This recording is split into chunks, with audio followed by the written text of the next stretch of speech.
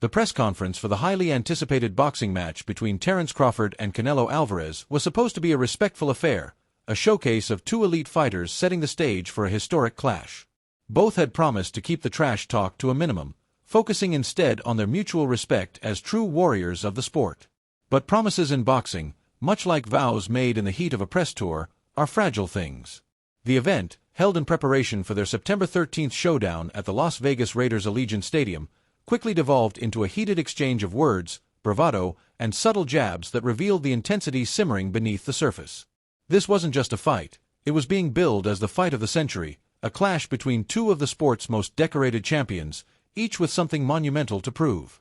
Canelo Alvarez, the Mexican superstar, stood at the podium, his demeanor cool and composed, yet his words carried the weight of a man who had seen it all.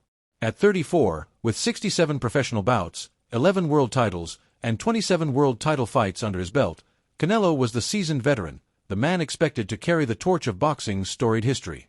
His opponent, Terence Crawford, was no less formidable. At 37, the American from Omaha, Nebraska, boasted an unblemished record and the rare distinction of being a two-weight undisputed champion. Now, he was stepping up 2 weight classes to challenge Canelo for the super middleweight crown, aiming to become the first male boxer to claim undisputed titles in 3 weight divisions.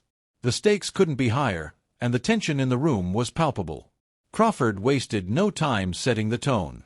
"Them belts coming with me," he declared, his voice steady but laced with defiance. "They coming home with me. I'm telling you, you can see it, but it's gonna be difficult. Ain't nothing you gonna be able to do about it. Come fight night." His words were a direct challenge, a promise that he wasn't just here to compete, but to dominate. Canelo, unfazed, responded with the confidence of a man who had faced every type of fighter and emerged victorious. "He's not gonna beat me. Don't worry about it," Canelo said, his voice calm but firm. "I think this fight is gonna be in the history books of boxing for sure. He's a great fighter, but he's not Canelo." The exchange was emblematic of the dynamic between the two. Crawford, the underdog in terms of weight class and experience at super middleweight, leaned into his reputation as a fearless competitor who thrives on proving doubters wrong. Canelo, the established king, dismissed the notion that this fight would be anything but another notch on his illustrious resume. The press conference, meant to be a professional prelude, became a verbal sparring match, with both fighters throwing out respect in favor of psychological warfare. Crawford's confidence stemmed from his remarkable career.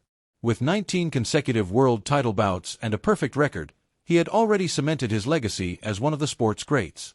His victory over Israel Madrimov in August 2024 for the WBA light middleweight title was a testament to his ability to adapt and overcome, even when moving up in weight.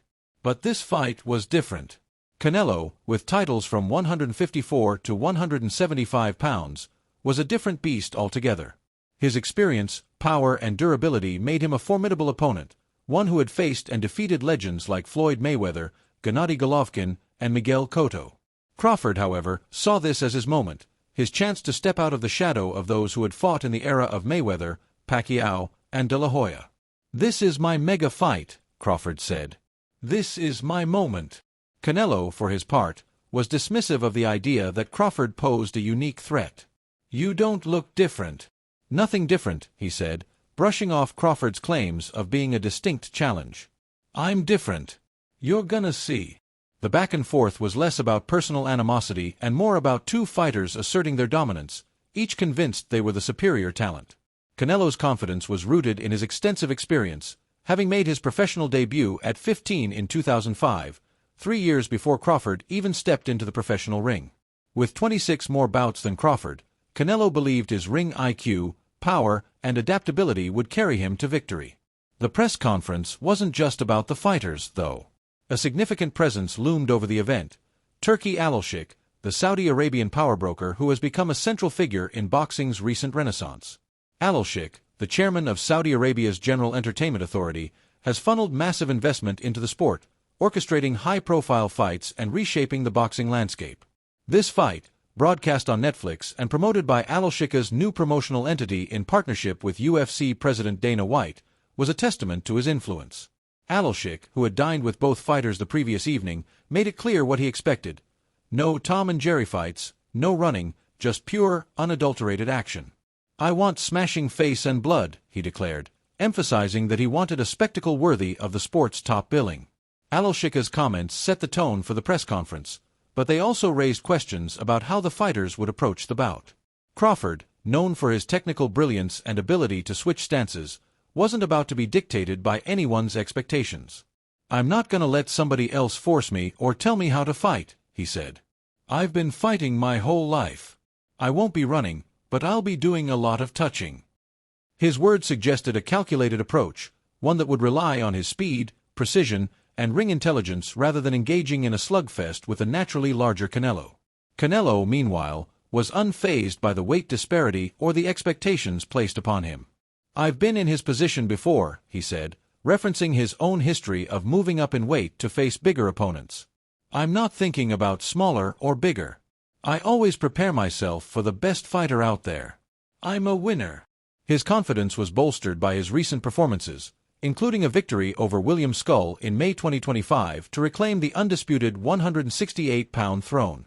That fight, however, had drawn criticism for its lack of action, with Skull spending much of the bout avoiding engagement, leading to boos from the crowd. Alshik, clearly aware of this, was determined to avoid a repeat performance.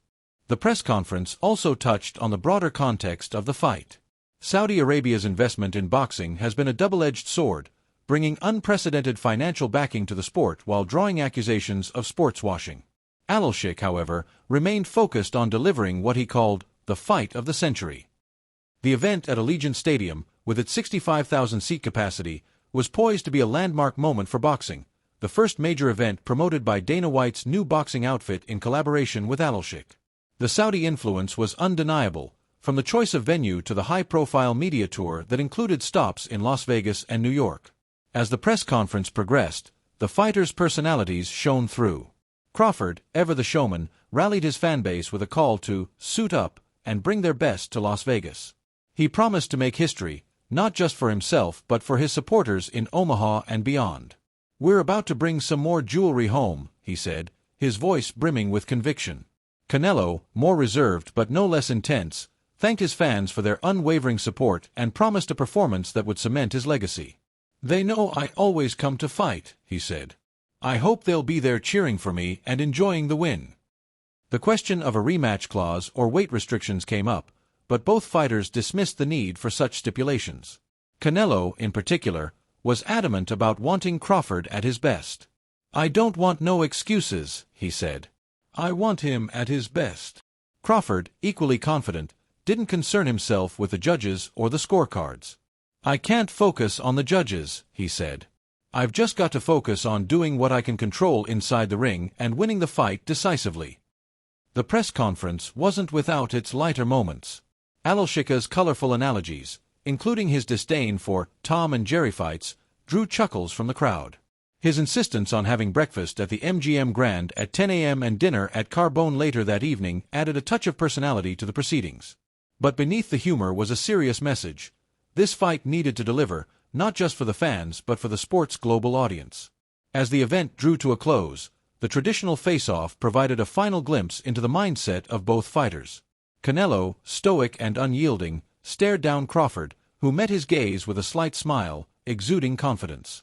The dramatic music that accompanied the moment only heightened the anticipation for what promises to be a defining moment in boxing history. Former champion Shane Mosley, who faced Canelo in 2012, weighed in on the matchup, expressing skepticism about Crawford's chances due to the size difference. "Canelo's too big," Mosley said. "If Crawford sits there and fights with him, it's gonna be a problem." Yet Crawford's heart and skill can't be discounted. His journey from lightweight to light middleweight, coupled with his technical mastery, makes him a unique challenge. For Canelo, this fight is about solidifying his status as one of the all-time greats. For Crawford, it's about defying the odds and etching his name in the history books. As the September 13th date approaches, the boxing world waits with bated breath, ready to witness a clash that could redefine the sport.